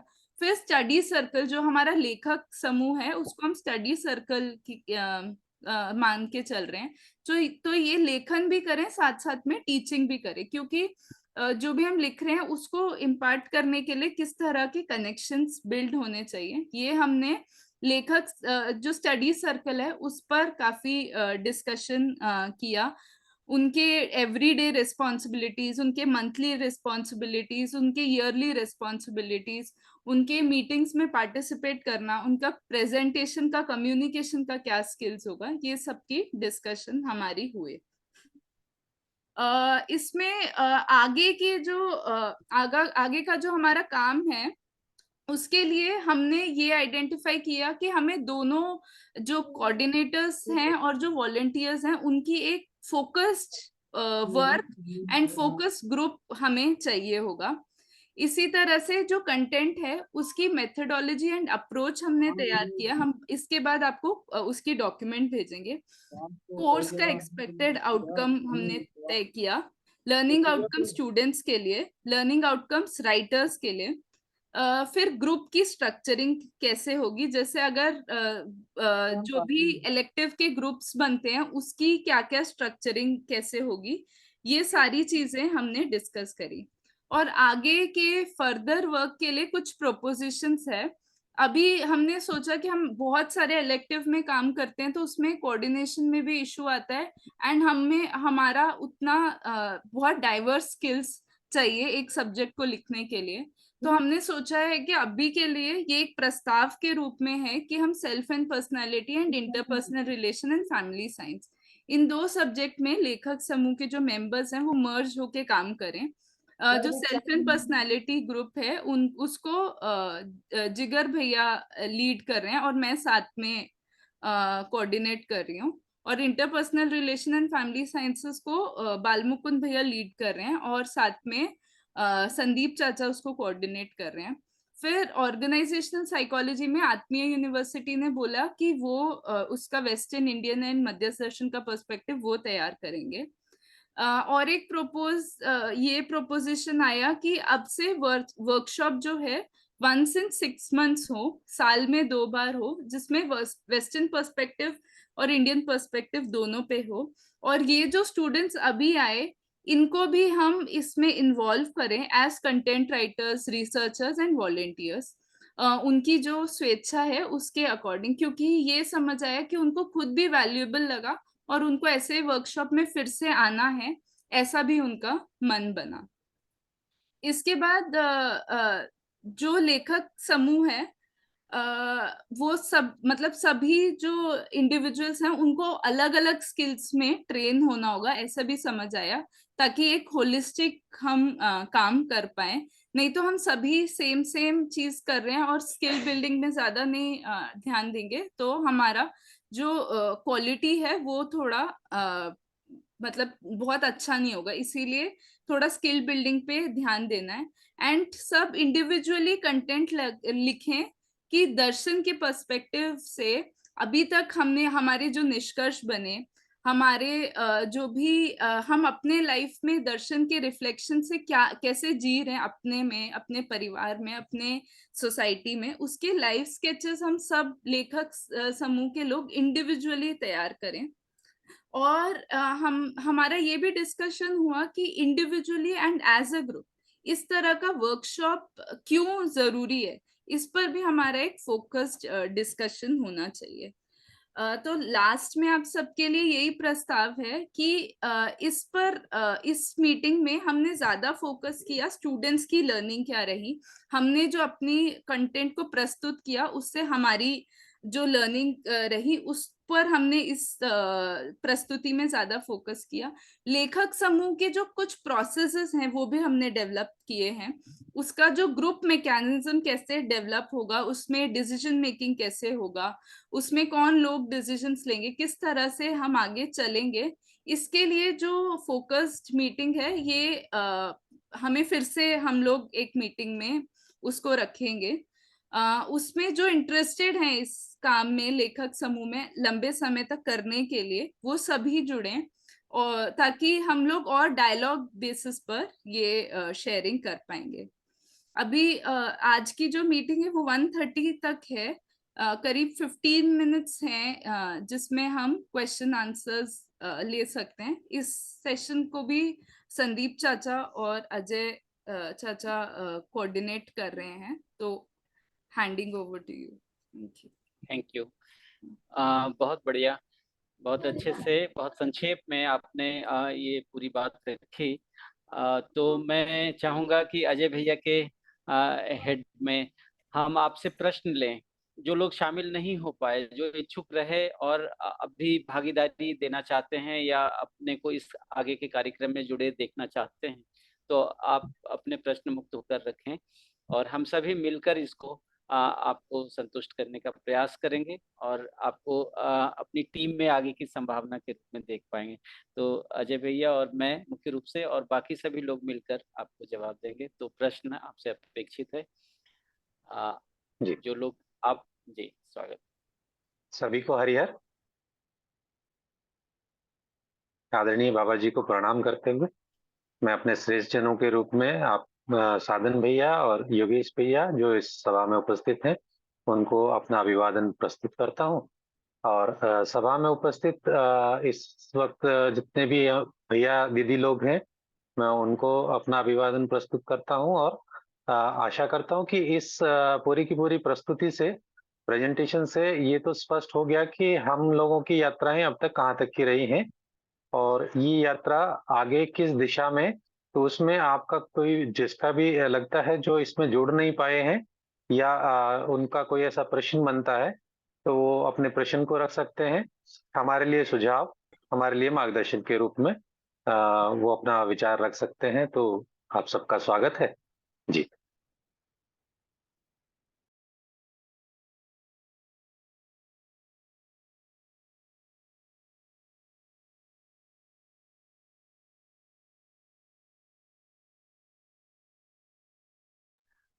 जो भी पार्टिसिपेंट लिस्ट है उसमें मैं देख रहा हूँ अधिकांश लोग तो राइटिंग ग्रुप से ही जुड़े हुए हैं, कुछ वरिष्ठ लोग हैं।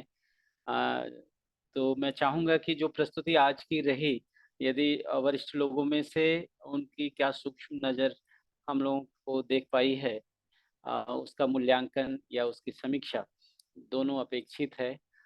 राकेश, आदरणीय राकेश भैया जी और बाकी लोग भी यदि इनपुट दें तो हमारे लिए मनोबल बढ़ेगा। नमस्ते भैया। जी नमस्ते। तो बहुत ही शानदार प्रस्तुति सभी की और मेरे पास तो कुछ कहने को नहीं है क्योंकि ये जो काम है ये एक्चुअली जितना मैं सोचा हूँ उससे आगे का है। तो डेफिनेटली कंटेंट राइटिंग जो है इस बहुत ही जिम्मेदारी का काम है और साइकोलॉजी जैसा गूढ़ सब्जेक्ट जो है इसके ऊपर दोनों ईस्ट और वेस्ट दोनों ने बहुत कुछ तरीके से सोचा है। उसको कंसोलिडेट कर पाना और उसको एजुकेशनल कंटेंट को रूप में बना लेना, ये अपने आप में बहुत बड़ा काम है। और मैं उस बात से भी काफ़ी इम्प्रेस हुआ कि 45 लोगों को आपने होस्ट किया और उनको मतलब एक एक ये लाइव एक्सपीरियंस भी रहा कि जो हम डेवलप कर रहे हैं उसको साथ में डिलीवर करके उसका फीडबैक को भी ले सकें। So that was also very interesting. So I think basically Baba ji का तो ये कहना था कि मनोविज्ञान के साथ संस्कार पक्ष का अध्ययन आवश्यक है। संस्कार मतलब वो स्वीकृतियां जो हमेशा हमेशा के लिए टिक जाएं हम में, है ना। मतलब ये ऐसा नहीं है कि ओपिनियन है और या कोई इम्प्रेशन है, ऐसी चीज जो कि जीवन में हमेशा के लिए स्थिर हो जाए। तो ऐसी चीजों को पहचान पाना, तो हम लोग बेसिकली ऐसा चाह रहे हैं कि शिक्षा के अंदर जीवन का अध्ययन आ पाए, मानवीयतापूर्ण आचरण का अध्ययन आ पाए, मानव संस्कार अनुषंगीय है, ये वाली बातों को रिसर्च लेवल पे इस्टेब्लिश हो जाए, है ना। तो उस सब की डायरेक्शन में ये बहुत ही सुनियोजित प्रयास लगता है। बहुत शुभकामनाएं। जी भैया, हाँ, मैं भी ऐसे ही देख पाता हूँ। राकेश भैया इस बात को लेकर के जो बता रहे हैं, बिल्कुल हमारी टीम का आधार यही बना है और इसी आधार को लेकर के हम लोग इसी दिशा में आगे बढ़ रहे हैं। आपकी शुभकामनाएं हमारे लिए बिल्कुल मार्गदर्शक के रूप में भी रहेंगी। जी, संदीप भैया आप कुछ कहना चाह रहे थे? हाँ जी। हमारे मार्गदर्शक में एक उमेद नाटा भैया जो फर्स्ट मिनट से ही जुड़े हैं और सबको पूरी अच्छे से सुनाए। भैया आप हमारे मनोबल के लिए या जो भी सूक्ष्मताएं आपने पकड़ी हैं यदि हम सबके बीच में रखें तो। जी, बिल्कुल भैया, बिल्कुल। स्वागत।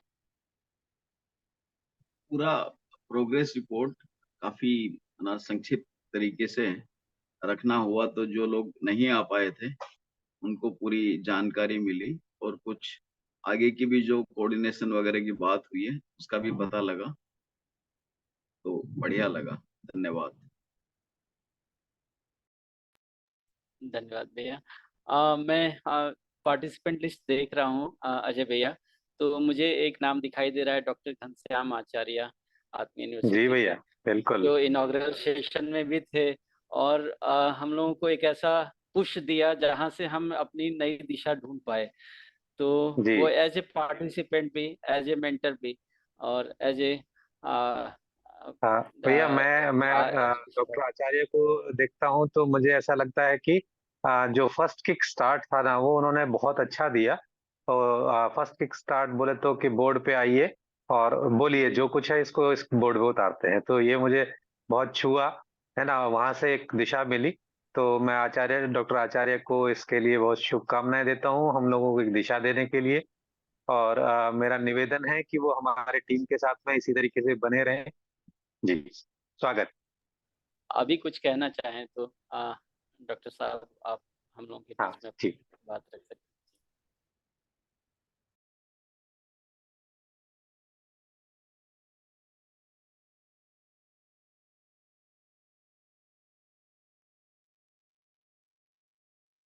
यदि आवाज पहुंच रही है डॉक्टर घनश्याम आचार्य,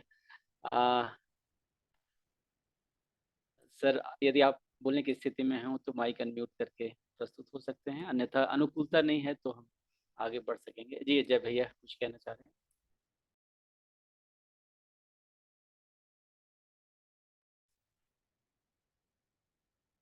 तो काफी दूसरे लोग भी हैं जिनको मैं व्यक्तिगत रूप से नहीं जानता हूं, लेकिन प्रश्न निश्चित रूप से होंगे, आज की प्रस्तुति से भी निकल कर आए होंगे और इस पूरे कार्यक्रम को लेकर के भी होंगे।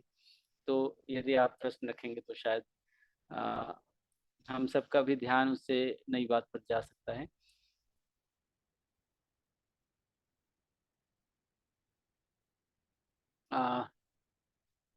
तो अजय भैया ऐसा है कि एक 10 मिनट का समय है और जी हम सबके मुख्य मार्गदर्शक के रूप में योगेश भैया हम सबके बीच में हैं, जी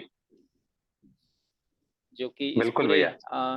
आयोजन वाइस का चांसलर सर है शायद, जयेश देशकर सर है आत्मीय अच्छा, ये मैं तो वो भी उनके लिए भी अगर वो भी अपनी कुछ इनपुट्स दे सके, क्योंकि आत्मीय यूनिवर्सिटी से इस बार बहुत सहयोग भी मिला, काफी अच्छा पार्टिसिपेशन भी रहा।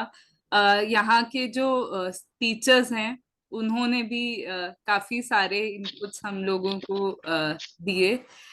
एक प्रोजेक्ट भी कराया स्टूडेंट्स के साथ, उसमें सबको इन्वॉल्व किया। तो अगर प्रोफेसर वीसी सर अगर अपनी कोई इनपुट्स देना चाहेंगे।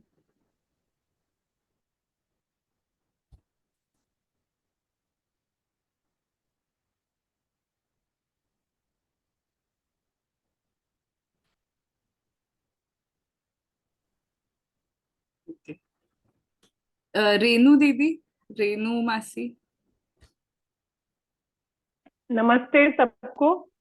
नमस्ते। मैंने आप लोगों की, मेरा कैमरा नहीं ऑन हो रहा है for some reason, just never mind.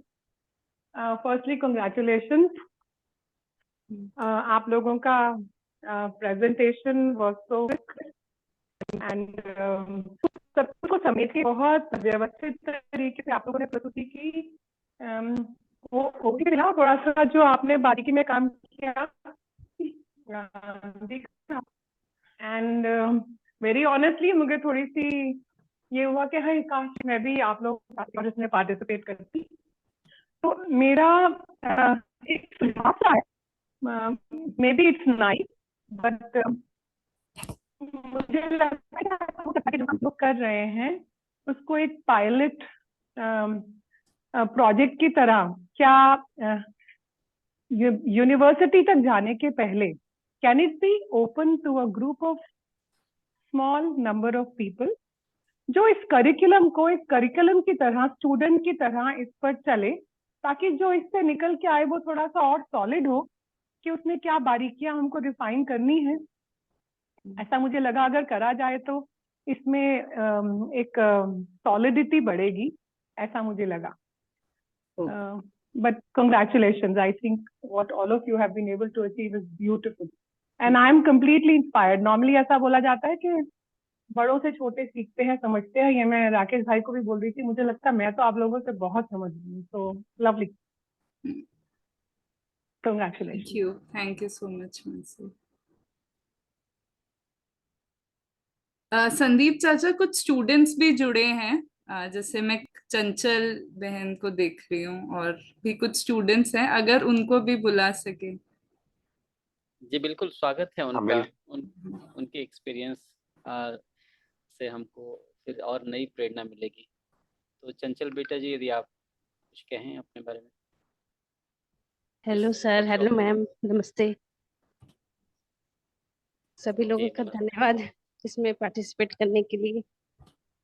और जैसा कि मतलब ये सब हम लोगों के लिए पहला एक्सपीरियंस था, तो मतलब काफी अच्छा लगा, क्योंकि मध्यस्थ दर्शन के बारे में पहली बार हम लोग जाने और मतलब साइकोलॉजी को भी बहुत करीब से मतलब प्रैक्टिकल वे में जाने, इसके लिए बहुत बहुत धन्यवाद सभी का। बस इतना ही कहना चाहूंगी। जी बहुत बहुत धन्यवाद। और जिस कॉन्फिडेंस से आपने वर्कशॉप के दरमियान में अपनी प्रस्तुतियां दी, वो हम सभी के बीच में एक जिक्र का विषय था। तो पता चल ही जाता है ना, क्योंकि ऑब्जर्वेशन में 24 घंटे हम सभी थे। तो आपका और आज भी देख रहा हूँ कि आप उपस्थित होकर जो है इस बात का प्रमाण दे रही हैं कि कितनी शिद्दत से आपने इसको लिया है। बहुत बहुत धन्यवाद और आपकी जुड़े रहने के लिए हम जो है शुभकामनाएं देते हैं। बहुत बढ़िया। Thank you sir. बहुत अच्छा। और भी कोई जो पार्टिसिपेंट थे बच्चों में से, आप प्रस्तुत होना चाहें, आपके क्या फीलिंग्स रहे और क्या गेन मिला उससे, उपलब्धियां क्या रही, यदि आप रख पाए तो। गेन में तो हम लोग साइकोलॉजी को बहुत अच्छे से जाने, जैसे सेल्फ और पर्सनालिटी के बारे में जाने, एक्टिविटीज बहुत सारी की जिसमें हम लोग अपनी खुद की पहचान को मतलब जान पाए कि मतलब हम लोग को गुड। कैसी मतलब प्रवृत्ति है, रिटर्नर है कि मतलब ऑब्जर्वर है, इस टाइप से मतलब हम लोग जाने। और साथ में हम लोगों ने ग्रुप वर्क भी किया, सेवा और श्रम दोनों में। तो ये सब मतलब काफी अच्छा रहा और इन्वायरमेंट काफी चेंज था, उस रूप में हम लोग ढल पाए, ये अच्छा लगा। बहुत अच्छा। तो आपने जैसे वर्ड रिटर्नर इस्तेमाल किया, नरेश भैया जी के वो सारी काउंसलिंग की क्लास जो है वो स्मरण में आती है, और बच्चों के बीच में जो आपसी बातचीत में इस चीज का आना और मैं कहाँ खड़ा हूँ इस बात को देखने के लिए प्रवृत्त होना, ये माहौल फिर से ताजा हो गया। थैंक यू चंचल बेटा जी। और भी कोई स्टूडेंट दूसरे हैं, मैं उनसे आग्रह करूंगा कि उनकी क्या लर्निंग रही वो यदि शेयर कर सकें। कुछ चंद मिनट बाकी हैं हमारी प्रस्तुति में। भैया मैं ऐसा और भी देख रहा हूँ कि हमारे साथ में मंगेश भैया और नरेश भैया भी हमारे साथ में हैं, और मैं उनको अपने अच्छे साथी के रूप में देखता हूँ। उनकी वजह से हम लोगों को इस पूरी वर्कशॉप में काफी कुछ सीखने को, जानने को मिला, है ना। मंगेश भैया से इस बार मुलाकात थोड़ा नहीं हो पाई, तो मैं मंगेश भैया से भी ऐसा निवेदन करूंगा कि वो भी अपने कुछ वर्कशॉप्स के जो बिंदु हैं उन पे उनकी क्या समझ बनी, हमारे लिए कैसा देखते हैं, उस पे वो भी कुछ बताएं। नमस्ते, मेरी आवाज आ रही है? जी भैया, बिल्कुल स्पष्ट। सभी को नमस्ते। और जो भी सेशन हुआ मैं पूरा अच्छे तरीके से सुन पाया, और मैं आ नहीं पाया बच्चे के एग्जाम के चलते। जी तो, अ,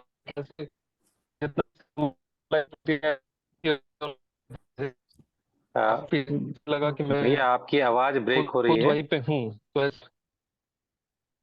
अभी आ रहा है ठीक? हाँ, अब आ रहा है।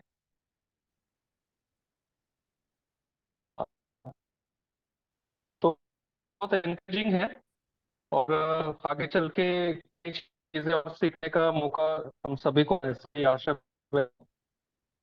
और अभी मैं एक्चुअली तब इस विषय के लिए आया हूँ, इसलिए पूरी तरीके से इन्वॉल्व नहीं हो पाया। तो अभी 2 बजे पे होगा। तो बाकी सब जो भी सहभागी हैं इनको अनेक अनेक शुभकामना, और आशा है हम जल्दी मिलेंगे अगले सत्र में जी भैया। कुछ नई चीज। जी, तो नरेश भाई भी हमारे साथ हैं। मैं ऐसा निवेदन करूंगा नरेश भैया जी से कि वो अपने लास्ट फ्यू वर्ड्स और हम लोगों के लिए कैसा एक अपना बताएं। आपका सुझाव हमारे लिए अ, आगे के लिए दिशा देगा, और पूरी सभा के लिए किस तरीके से रहे, है ना। और सभा में जो हमारे वरिष्ठ जन इस पूरी चर्चा को सुन रहे हैं, उनका उनका धन्यवाद मैं चाहूंगा कि नरेश भैया अपनी तरफ से दें। जी भैया, धन्यवाद अवसर के लिए। तो एक तो जितने भी लोग जो समूह में जुड़े हैं या नहीं भी जुड़े हैं, वो लोग अपना समय निकाल के कीमती इसमें जुड़ पाए, और काफी शॉर्ट नोटिस पे, क्योंकि साधन भैया को, राकेश भैया को तो मैंने जस्ट 9 बजे ही कॉल किया था, और फिर भी वो समय निकाल के जुड़ पाए, तो बहुत बहुत धन्यवाद। जो नहीं आ पाए, आई होप वो लोग भी रिकॉर्डिंग सुनेंगे, और अगली मीटिंग जो कि लेखक समूह की होने वाली है, जिसमें हम आगे के क्या हमारा रोड मैप है और क्या करने वाले हैं, कैसे करेंगे, रोल्स, रिस्पॉन्सिबिलिटीज, डिसीजन मेकिंग, जितना कुछ हमने काम लास्ट के 3 दिन में किया, तो उस रोड मैप को हम अच्छे से रखना चाहेंगे, और हम चाहेंगे कि गति बने थोड़ा सा समूह की। और अगले 3 महीने में कुछ अपेक्षाएं as a group, as a project भी हमारी अपने आप से भी हैं, आप लोगों से भी हैं। तो जो भी सुनेंगे, अब मैं उम्मीद करता हूँ कि अगले सेशन में जरूर अटेंड करेंगे। टोटालिटी में जो प्रस्तुति हुई, पूरे 5 का ओवरव्यू भी मिला, वर्कशॉप जितनी भी हुई हैं, अभी तक कहाँ पहुंचे हैं वहां तक भी अपन उस बात को रख पाए, आगे का वे फॉरवर्ड का एक स्ट्रक्चर भी हम लोग कम्युनिकेट कर पाए। और कुछ लोगों का हमको इनपुट भी मिला, जैसे राकेश भैया ने बताया, तो वो कितना गंभीर एक विषय है कि एक मनोविज्ञान जैसा सब्जेक्ट, और उसमें भी मध्यस्थ दर्शन का इंटरप्रिटेशन के साथ इंडियन और वेस्टर्न पर्सपेक्टिव को समीक्षा पूर्वक रखते हुए कोई स्टडी कंटेंट, वो भी हायर क्लास के लिए बनाना, ये कितना चैलेंजिंग और बड़ा काम हमने अपने हाथ में ले लिया है। इसकी गंभीरता पे राकेश भैया ने ध्यान दिलाया, और मुझे लगता है कि हम भी लेखक समूह या एडिटोरियल जो हमारा ग्रुप बना है, या जो अलग अलग हमने काम, रोल्स एंड रिस्पॉन्सिबिलिटीज स्वीकार किए हैं इस बार, और इस बार तो लिखित में स्वीकार किए हैं, तो मुझे लगता है कि उसमें हम लोग सहयोग कर पाएंगे और भी लोगों को जोड़ पाएंगे। ये काफी मुझे लगता है कि एक भागीदारी, एक भाग है कि हम किसी हायर एजुकेशन में कंटेंट राइटिंग को लेके अपनी कोई भागीदारी देख रहे हैं, लेकिन उससे ज्यादा मुझे लगता है कि अपनी पर्सनल ग्रोथ के लिए बहुत जरूरी चीज है। जो मुझे लगा कि जैसे बच्चों के सामने जब आप प्रस्तुत होते हैं तो अपने आप में एक चैलेंज रहता है कि उनके क्वेश्चंस के को आंसर करना, है ना। आप खाली मध्यस्थ दर्शन की बात नहीं कर रहे हैं, आप होलिस्टिक पर्सपेक्टिव देख रहे हैं, उनके करंट लाइफ के चैलेंजेस जो हैं उनको भी उनकी भाषा में, उनके तरीके से, है ना, आंसर कर पाना। तो ये अपनी अपनी भी योग्यता विकास का एक बड़ा कार्यक्रम है।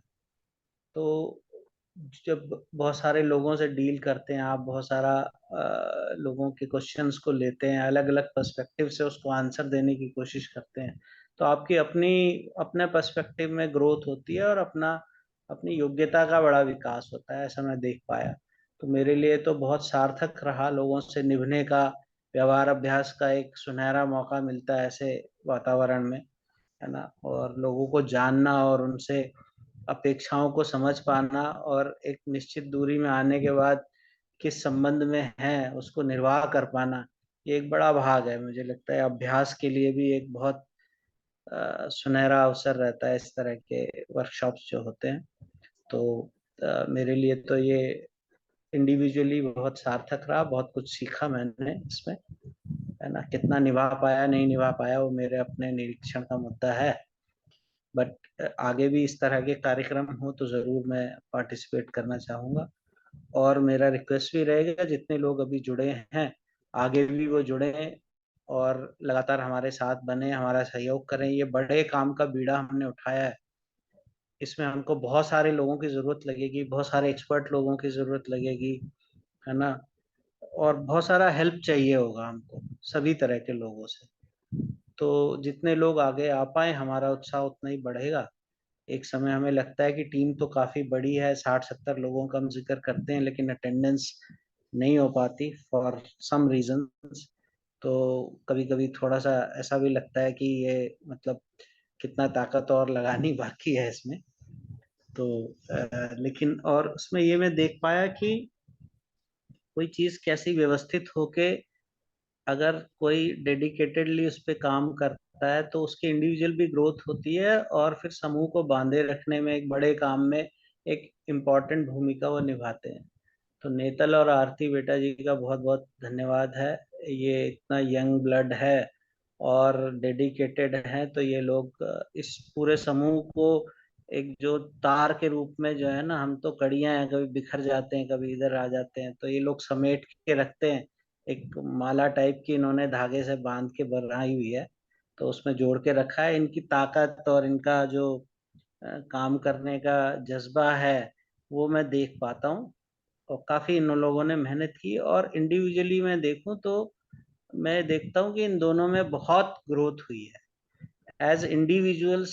जो इन दोनों बेटा जी में जो ग्रोथ है पिछले 1.5 साल में मैं मॉनिटर कर रहा हूँ, वो ट्रमेंडस है। मुझे नहीं लगता कि किसी यूनिवर्सिटी में, किसी वर्कशॉप में, किसी समाज में इतनी ग्रोथ किसी इंडिविजुअल को मिल पाएगी।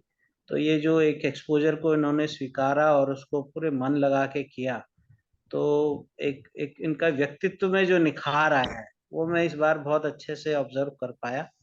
तो आप दोनों को बहुत बहुत बधाई है, सब लोगों को आने के लिए बहुत बहुत धन्यवाद।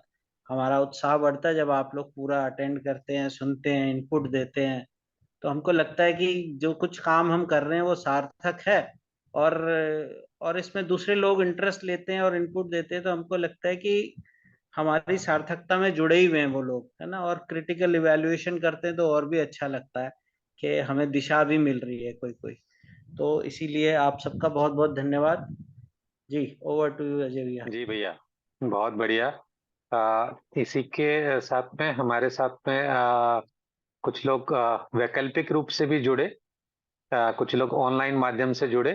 तो इसमें प्रोमिला जी अपने साथी के साथ में यहाँ पे आए 2-3 दिन के लिए वैकल्पिक रूप में, तो वो भी अगर अपनी कुछ बात रखना चाहें तो रख सकते हैं। जी नमस्ते सभी को। ये पूरी कार्यशाला में मेरा 2 दिन रहना हुआ, तो मैंने पूरा जैसे इसके पूरे स्ट्रक्चर को देखा तो मैं देख पाई कि ये पूरी कार्यशाला 3 सूत्रों के इर्द गिर्द घूमती रही। समाधान सूत्र, सेवा सूत्र और श्रम सूत्र।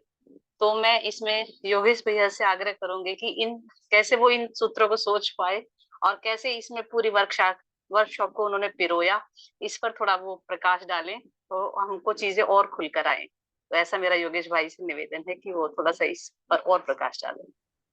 जी दीदी, उनका संदेश आया था मैसेज बॉक्स में, खेत में कोई काम है जी और वो उधर निकल गए हैं, तो अभी पार्टिसिपेंट लिस्ट में भी वो नहीं दिख रहे हैं। और दूसरा है कि हम लोग अपने नियत समय से 8 मिनट आगे निकल गए हैं। हाँ ठीक है तो भाई। ये एक बात है। आप आए शिविर के आखिरी दिनों में, ये एक हमारे मनोबल को बढ़ाने वाला विषय था। आप इसको सीरियसली ले रहे हैं, इस बात से पता चलता है। तो आप सभी का बहुत बहुत धन्यवाद। और नरेश भैया जी ने जो आखिर में अपनी बात कही, उसके बगैर ये पूरी प्रस्तुति जो है अधूरी सी ही होती। तो भैया आपका बहुत बहुत धन्यवाद। मैं वैधानिक समाप्ति की घोषणा करना चाहता हूँ आज की प्रस्तुति के लिए, ये पूरे वर्कशॉप के मद्देनजर। तो सभी को नमस्ते, बहुत बहुत धन्यवाद। धन्यवाद सभी को हरिहर भैया। नमस्ते सभी को नमस्कार।